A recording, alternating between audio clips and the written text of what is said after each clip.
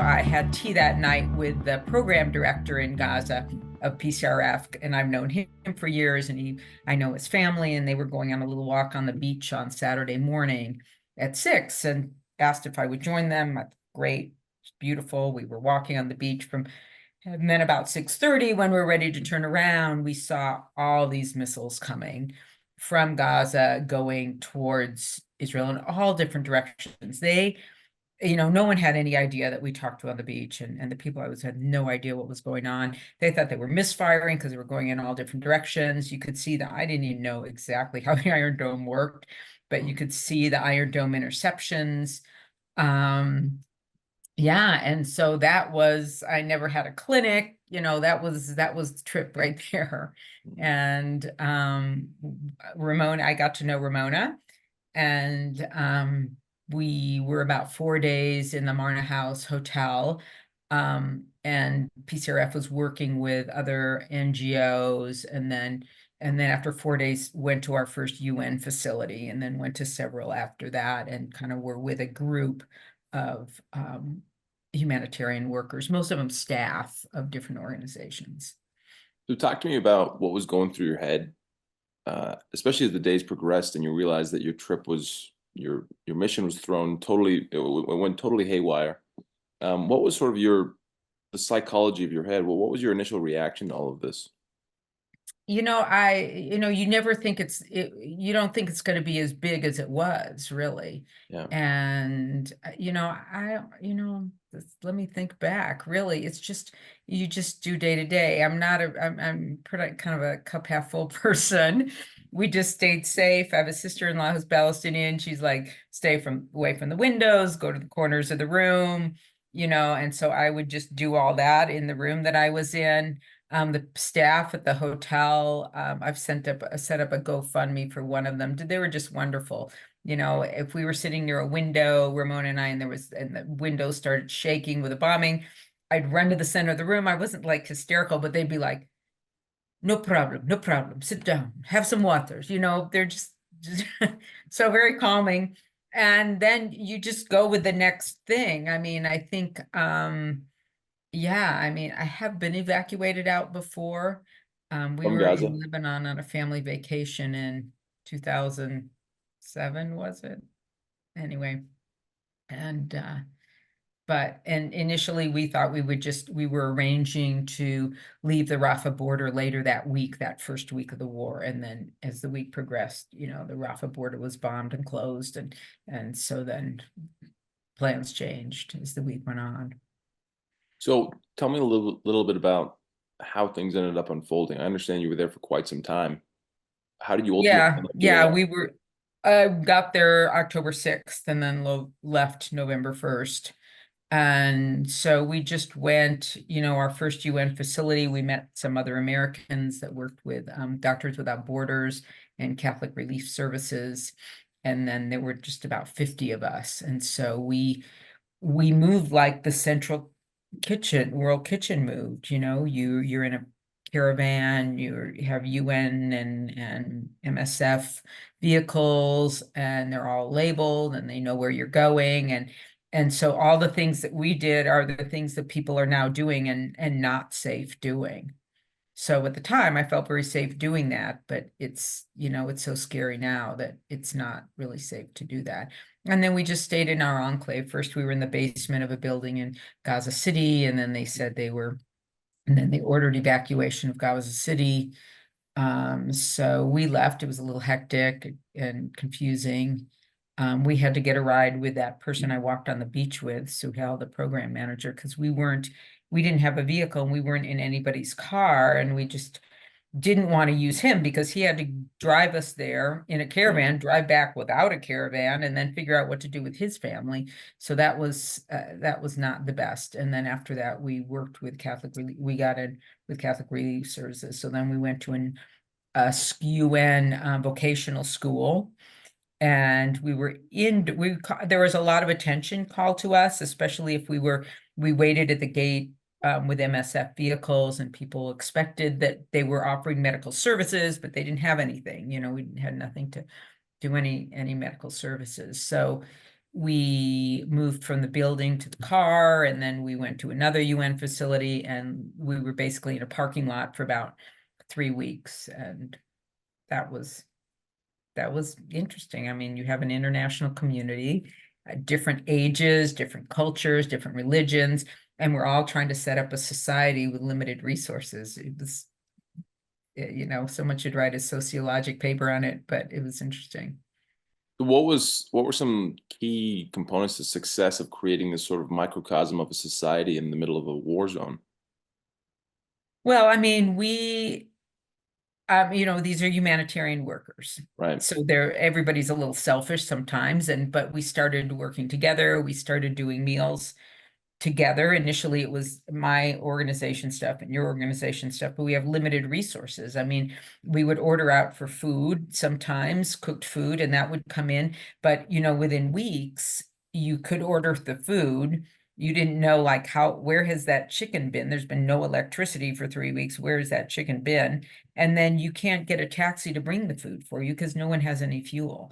So things got more problematic. In the last week, we counted up calories. There were some logisticians there from different organizations, and they counted up all the food, how many calories divided by the number of people, and even 700 calories a day. We figured we had food for 3 days. Mm. In the meantime, we did have a driver out trying to find groceries, and he ended up driving all the way to Gaza City, a dangerous trip, bought a bunch of food and said, this might be all. But so we were noticing things were getting more limited. Water was getting more limited. We had a big tank, PCRF tank was delivered. We had a big stockpile of bottled water. Our limitation was really, we had, one of the water tank on top of where we would go to the bathroom. And there was really limited water for 50 people in one bathroom.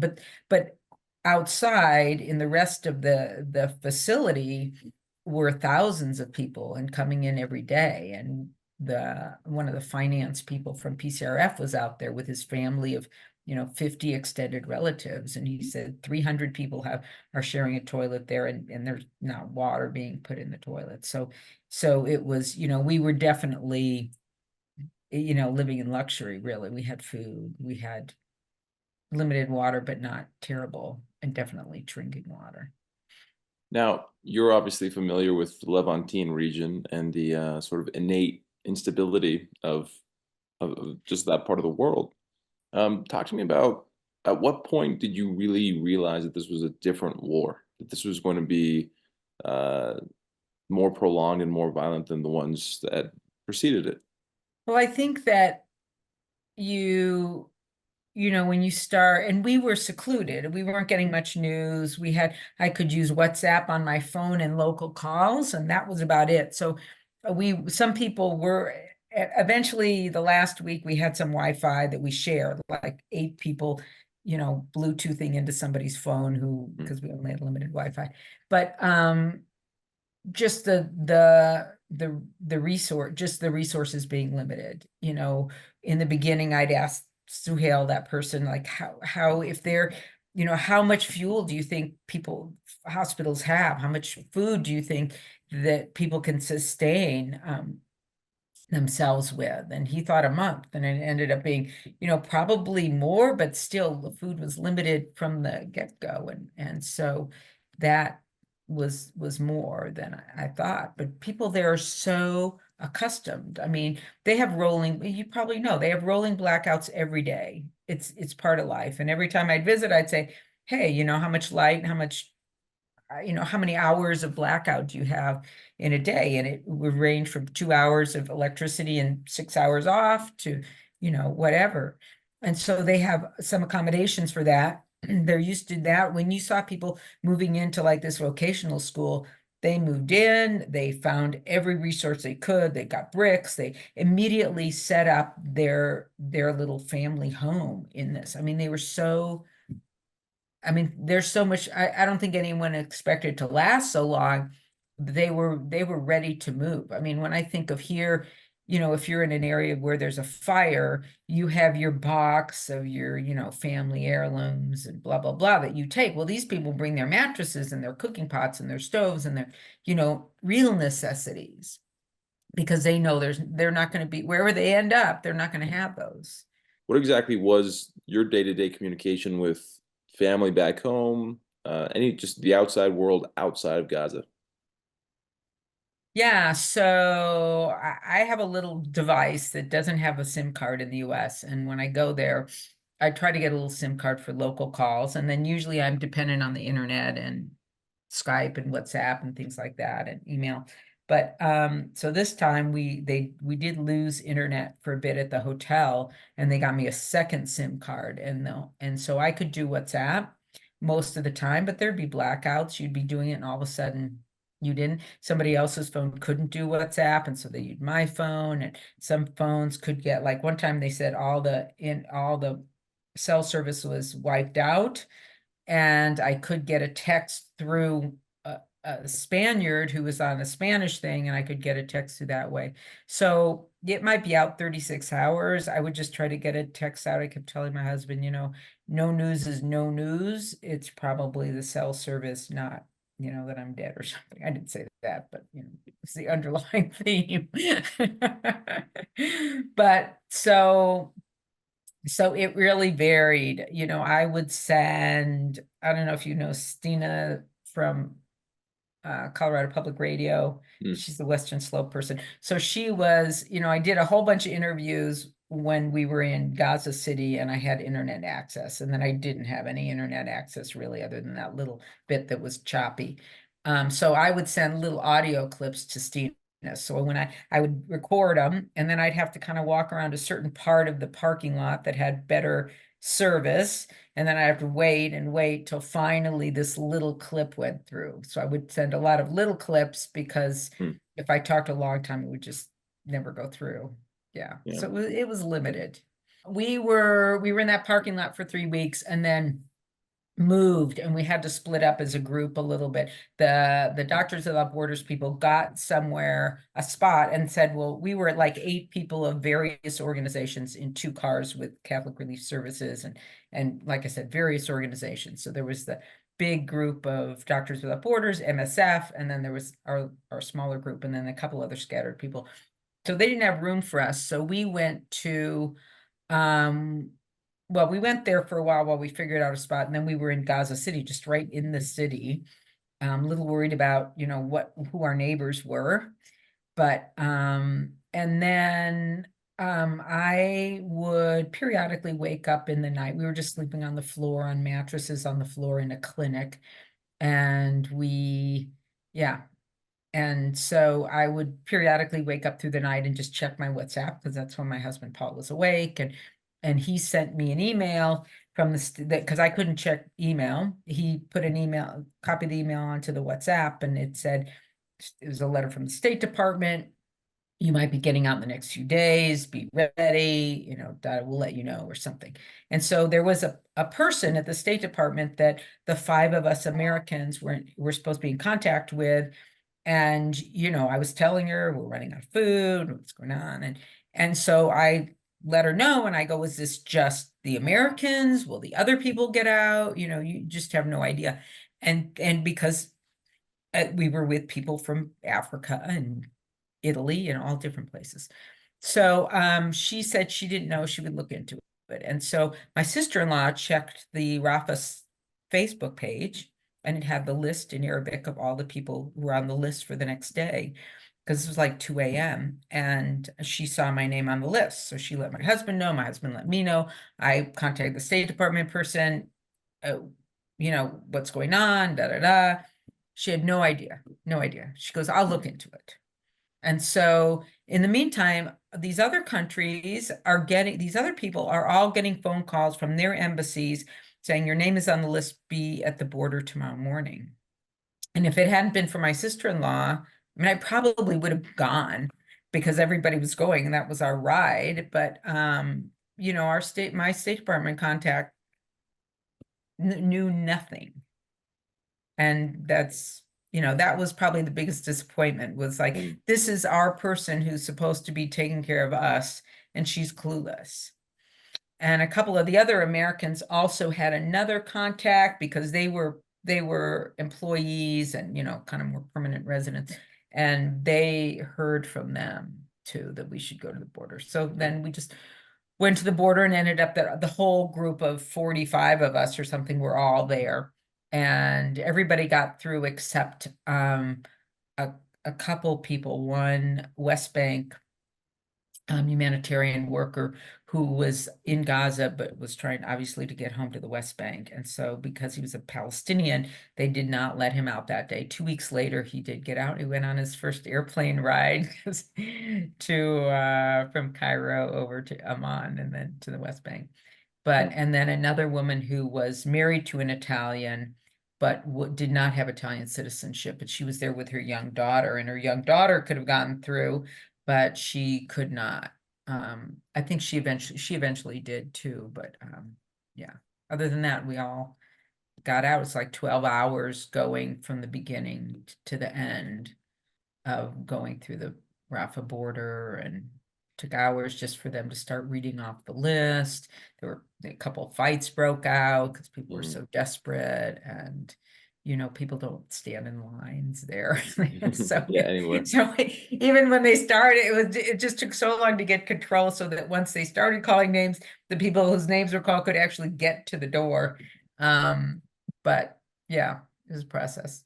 Once you got back and the humanitarian situation continued to spiral further and further out of control, what was your sort of take on things, having been there and then seeing that even as we're speaking today, Gaza still remains sort of a hell on earth? Right. Well, let me talk about what my reference is. So I'm on the medical board of Palestinian Children's Relief Fund and of Heal Palestine. So there was a little transition where the founder of Palestinian Children's Relief Fund, Steve Sosebee, there were some, NGO issues between the board and him, blah, blah, blah, blah. And so he created a new NGO, January 1st, Heal Palestine. So I've probably been more involved with them because they have asked for input more. And so what I've been doing is there's a whole WhatsApp page, and we all communicate. Some of the people on the WhatsApp have been over to Gaza since I was there, and we're continuing to try to send people over there. And I'll talk about that. And then also trying to screen, especially before the Israelis took over the Rafah border, trying to get children out. One of Steve Sosebee's wife is a pediatric oncologist who works with I always forget the name. A pediatric oncology they're in like Kentucky or something. St. Jude's. She works with St. Jude's in Lebanon. Ooh, has a big hospital there. So what I've been doing is helping with screening. I mean, some of the kids are so sick and like need a liver transplant, and there's, you just can't, you're not going to find a facility that's going to say, yes, we're going to provide free care for the rest of your life, basically. So some of them are so sad, and people are desperate. Yeah, so that's where my resources are, is I hear about what's going in. Heal was able to send with Imana,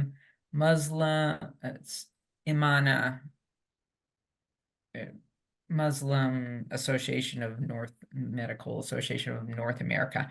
And so we sent 4 people over. It's now been since March or April, and they brought in 40 bags of medical supplies. And now going through Jordan, you can only bring in personal things.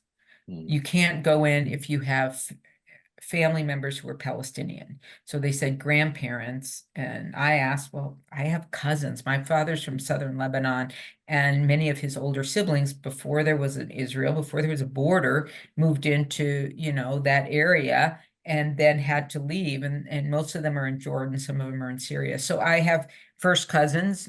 My aunts and uncles have all passed away because they were much older, but that are Palestinian. Does that count?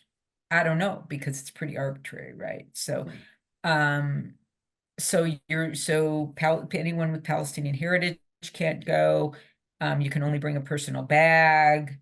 They're letting in syringes and not needles. Before, even through the Rafah border, they let in, and maybe all this, they let in birthing kits, but they would block birthing kits because they had scalpels.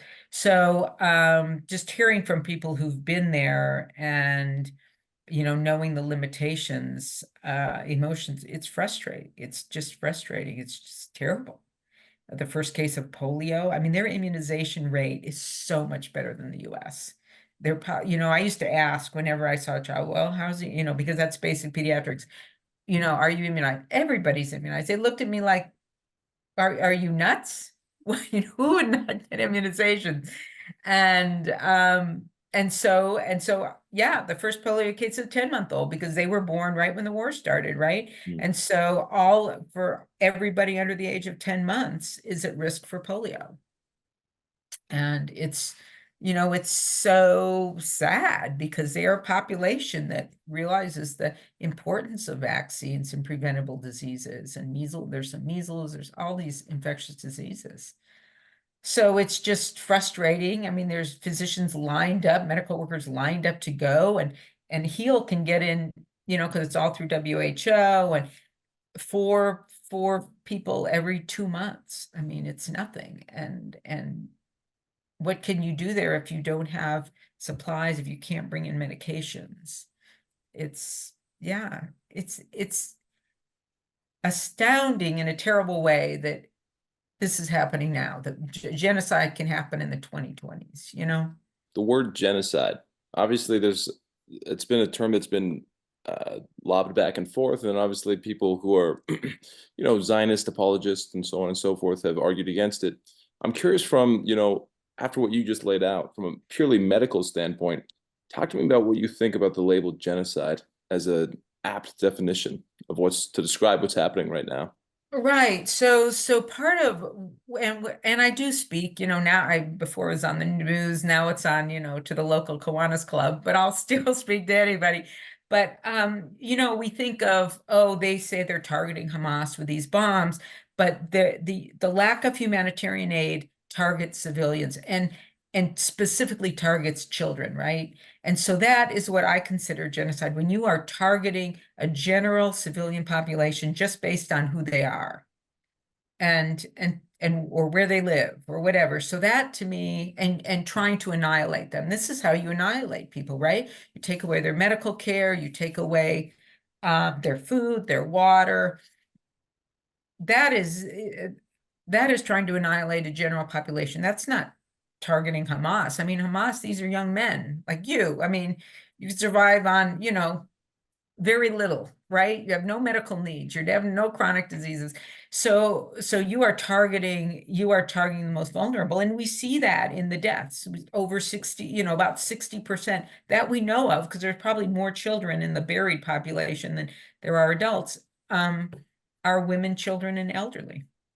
Yeah. So that's why I haven't used genocide word publicly, because it's a heated word, just like from the river to the sea. Netanyahu can say it, but pro-Palestinians can't say it. But so I don't, when I'm speaking to you, to a group, use that word, but it's targeting everyone in that location. Talk to me a little bit about being back in the US and your reaction to, it seems like the, indiscriminate targeting of aid workers, journalists, and so on, while these Israeli military says that they're going after Hamas.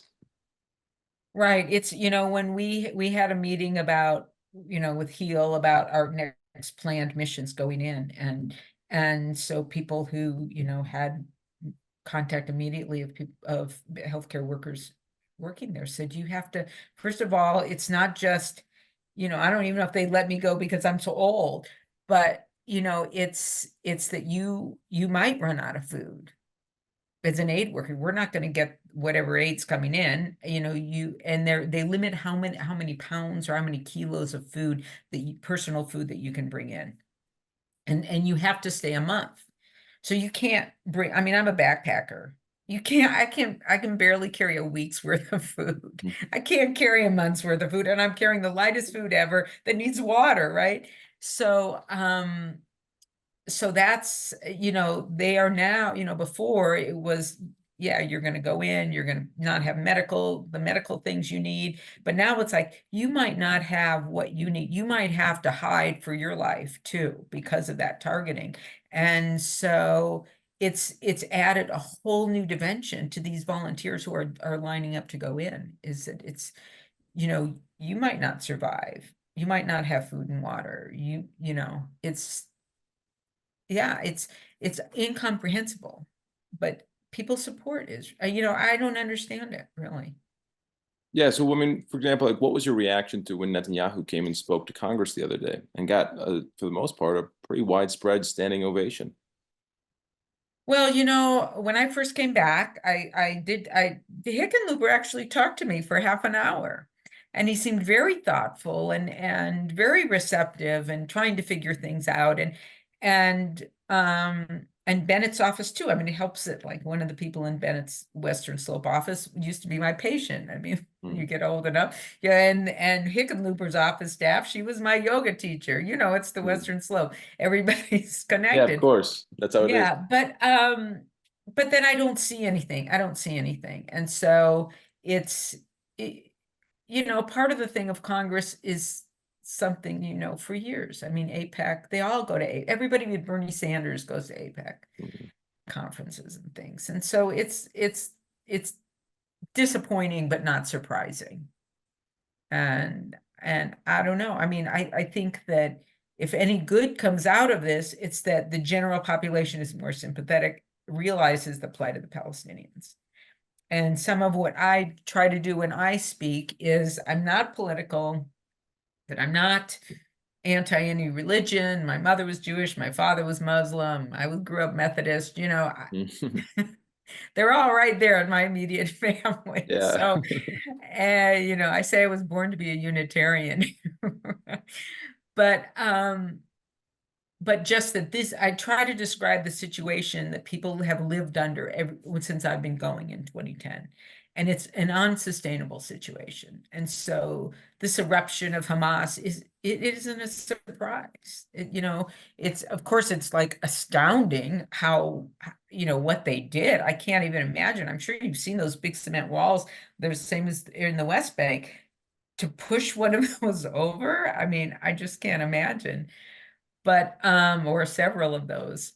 Where was I going to? So I don't know. I mean, I just try to let people know, anybody I can know, the situation these people have been living under and how it's unsustainable. And so you're going to get things like this.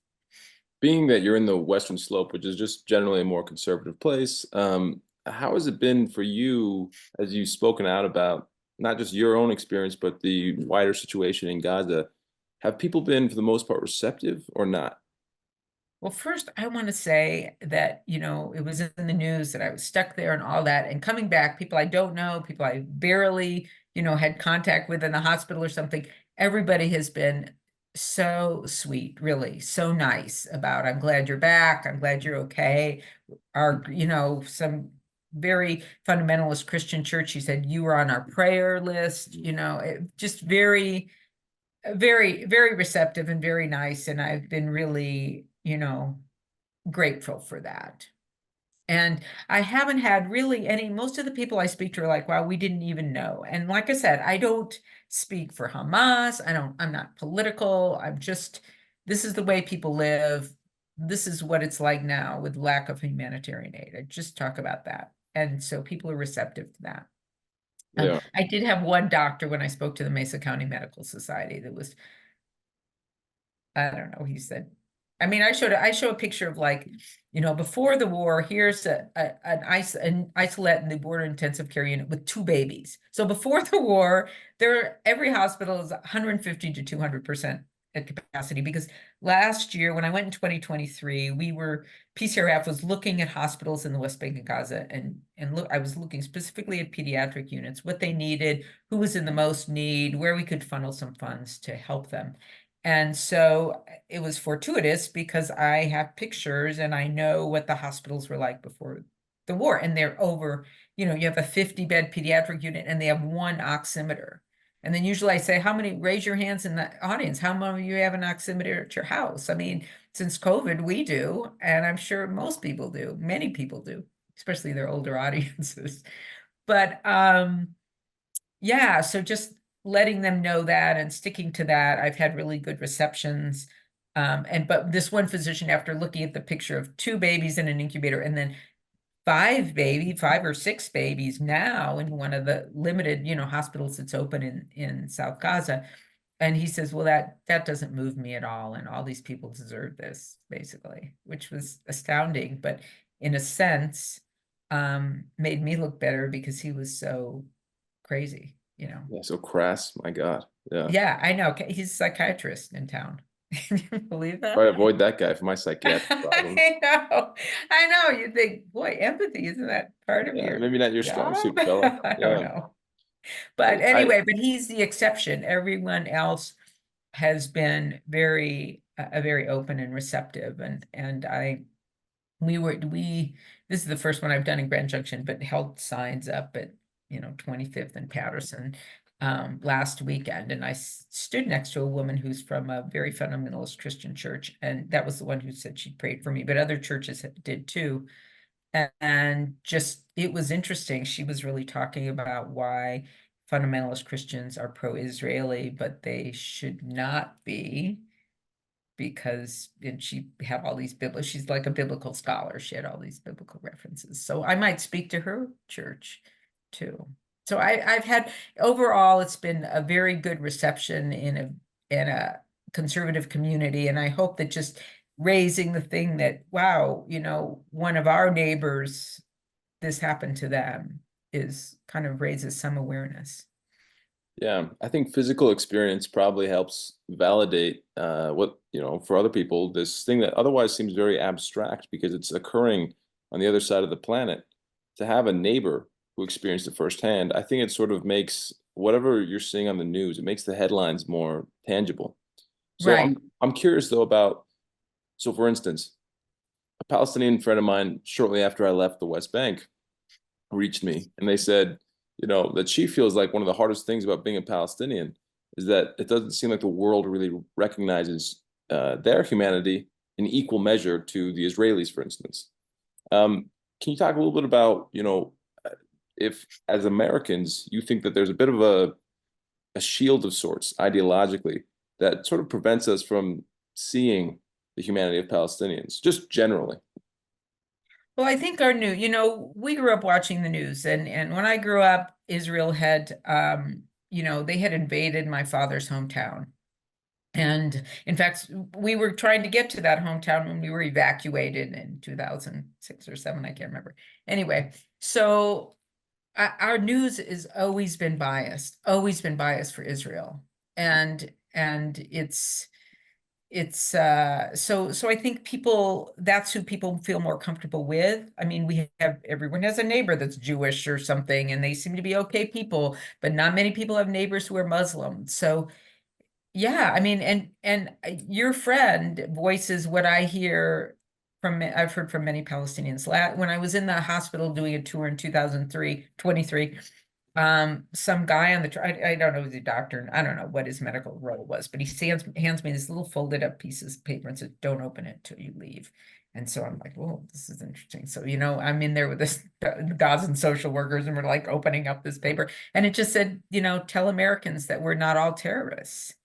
And and you see it now. I was reading, sometimes I get a news feed from this ultra right organization, and it's usually I don't read it because it's very irritating, raises my blood pressure. But when I read it the other day, I mean, all the protests are pro-Hamas. We're all pro-Hamas. And so just seeing that division, I think, right, there's no Muslims in your neighborhood. You've been getting biased news for your entire life. And there's a whole, as you probably know, there's a whole part of the Israeli government that is job is to promote more pro-Israeli propaganda. And I say propaganda because it's not all true. I mean, Right. so that's where Americans live. And I think a lot of Israelis too, they're not seeing what we're seeing. If you look at Al Jazeera, as far as news on what's going in Gaza, they're not seeing that. But you know, someone I talked to just a few weeks ago with the Kiwanis or something, they said, yeah, you know, my friend's a doctor. He's going to go over and help the Israelis, you know. Well, they have like first word medical care. Mhm. Need our help. I mean, but these are displaced people from, you know, the north that had to leave, but I'm sure they have full access to excellent medical care. So to the average American, what is your message? What do you hope that they would understand about Gaza, but then just the Palestinian people as a whole? Well, just that they've been living, not just occupation, but you know, Gaza is an open air prison, and it really is. I mean, one of the slides I show is you go, I don't know if you ever made it to Gaza, but you know, you go through this long border, and then when I first went, you had to walk through it. Now there's shuttle bus, but you walk through like a quarter mile of fencing, of just metal fencing to get to the other border. So you feel like, I mean, you feel like you're walking into a prison. I mean, it's just like, okay, now I'm walking into a different world. And as you walk, you see carts and horses carrying the, you know, cement from the things that they destroyed when the settlers left. You know, that's what I first saw. And now you get a little shuttle, and now it's beautiful gardens. But it was just the factories that the Israelis say they left, they destroyed all of those, and the apartments and all of those things. There's date farms and things like that are probably, you know, been there, but it's, yeah. So just letting them know that these Palestinians have been living in this unsustainable life with under occupation and being jailed, and that's not the word that the Israelis send out. They're like, we left these Gazans, and look, they couldn't do anything. So yeah, I don't see a solution, but um compassion, like you said, um compassion for a people, and instead of dehumanizing them. What do you think the solution is going forward? And then maybe if, you're not sure, then what do you hope the solution is going forward? That, I guess that could be two different answers. Right. I mean, so you know, look ahead a million years. I think that, you know, people need autonomy, and they need their own state, and they need to control their trade and their industries and all of those things, and raise their families. And that's all these, you know, that you were in the West Bank. That's all these people want. They just want to live like we live. Maybe not even as luxuriously as we live, but somewhat nicely like we live. That's all they want. And that's what the Israelis want too. And so that's the goal. But how do you get from here to there? I have no idea, because you have to have some trust. And there's no trust. The minute something like, you know, even the smaller wars, the minute that happens, things get worse for the Palestinians. Yeah. So, you know, I don't see how it can work without an international force going in, and Israel doesn't trust anybody. They hate the UN, they hate UNRWA. I mean, so it's like they're not going to trust the UN to go in and mediate and really watch things. And, you know, how could all these missiles be produced without the Israelis knowing? Yeah. Or did they know? Yeah. Do they just want the oil off the coast? Who knows, really? So I don't have a solution, because I don't even have all the information, and I don't know who does, other than maybe Netanyahu has a lot of it. You know, it's totally, I've started a GoFundMe for one of the people at the hotel, and he's, I mean, just so resilient, and it's like, I'm going to have you at my coffee shop when we, so I don't know. So I love those people. I love the food. I tell people I go there for the food. My father was Lebanese, Mm. and came over here after World War II for college, and then met my mother, you know, Ohio State. And so, but we have really grown up. My family, we were very strong, you know, with the Arab culture. My mother learned how to cook all the Arab food. We grew up with the news, you know, and I have so many cousins in Jordan, and I hardly know my cousins. Well, I know my father's side of my family, but I don't know my mother's side at all very well. I mean, I do, but they're just so different. But these Jordanian, just the hospitality, that just this family is just wonderful. And so it's just part of me. So when my kids went off to college and I was like, you know, having my little midlife crisis, my husband bought a sports car and I'm like, well, okay, what can I do? And so I literally found, because we have worked abroad before. We worked in Papua New Guinea, we've done volunteer work in Honduras. Now we do volunteer work in Guatemala too. But so I know what I don't want to do in a foreign country. I don't want to just go in there and treat ear infections. I want to do something that's lasting. So I looked at all these organizations. I preferred the Middle East, but and then found PCRF, and the role was perfect. It was screening, it was chronic care management that really affected these children's lives. Because when I got there, they were pretty much just buying milk and diapers for all these kids. And it's like, he's 12, he doesn't need that much milk. Let's pay for something else. Let's get him into therapy. Let's do something else. So I felt like, and a lot of education of the families, and you know, always trying to look for if there's any access to this to specialized medications that are available in the US. Even, you know, sometimes these companies, they'll give free medications to places. And that was really challenging. They will to Israel, but not to Palestine, not to Palestinians. Could never, you know, I don't think I ever got one of these specialty medicines to anybody. Yeah.